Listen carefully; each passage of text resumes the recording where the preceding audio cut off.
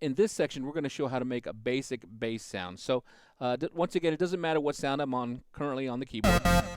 I'm going to take that sound and I'm going to clear it out. So hold down the shift button and then press right. So hold down shift and press right. Now we're starting from just the basic level. So first off, what I'm going to go ahead and do is I'm going to go into my oscillator section, and a bass a lot of times is built off of a square wave. So we see our wave button right here. I'm going to press it one time, and there's a square wave right there. Now, the way the tone is right now, it's not low enough to be a bass. So what some guys will do is they'll press octave, but a lot of times what we recommend is just go ahead and change it here in the pitch. So that way you don't have to move around the keyboard too much. So I'll go ahead and start here, and I'll just go ahead and go down about an octave. So just listen, and I want it to be right here, but here.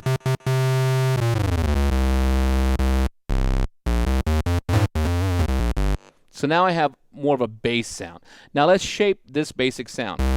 So once again, what we were talking about earlier in earlier videos, we use our filter and shape it. So we're going to use the low pass filter, and that'll filter some of the highs. So I'm going to adjust this right here with my cutoff. Hear all that filtering? There isn't really a right or a wrong way. It's pretty much up to you. A lot of times with synthesis, it's about designing your own sound. So if you're looking to make a favorite sound of your favorite artist, what we usually suggest doing, try and find a sound similar and then tweak it accordingly. You know, and you just have to play with it, and you can probably get that sound. So once again, I started with a square wave. I adjusted my pitch down about an octave, and then I adjusted my filter. That's fine for me. Maybe a little bit more. There you go, a little bit more high in there. And that's how we make a basic bass. Right in there. Now for my guys who want to go ahead and make the wobble bass that's used a lot in dubstep. Here's how you would modify this sound to make that wobble bass sound. So we already did our oscillator and our filter. So for this, we're going to go into our LFO, our low frequency oscillator. Remember I showed you in the earlier videos how the LFO can adjust the pitch depth, the filter depth, and the amp depth. So for the wobble bass, we want to adjust the filter depth. So right now it's at 0. Let's go ahead and push it up. Cool, that's more of the sound I'm looking for. And the rate, we just spin it.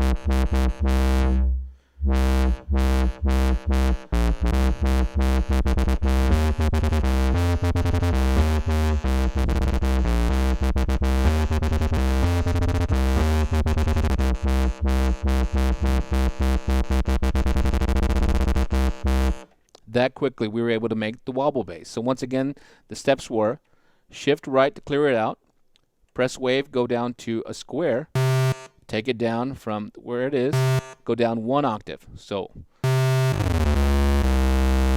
go into your filter, adjust the cutoff to whatever you think is right. Great. And then I'll go into my LFO and adjust the filter depth. And now when I'm playing live, I can just go ahead and play with my rate button.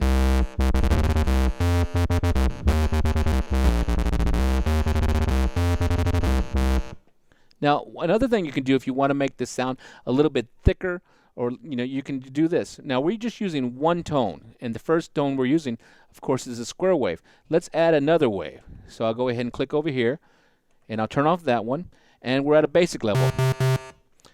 Now, I could go ahead and use another square wave, but let's kind of change it up a little bit. Let's use a super saw. Okay. And remember what we did earlier? We took that pitch and took it down one whole octave, or 12 steps. Great. Now if I wanted to, I could just leave this here and put them both on at the same time. Oops, there we go.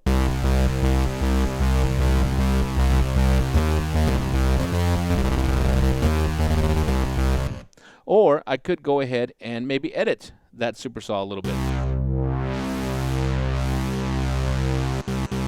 Right in there. And maybe do the same thing. If I want to go ahead and have them both on, if I want to edit the LFO for both of them simultaneously, I'll just press S1 and S2 select, and now I can edit that filter for both tones simultaneously.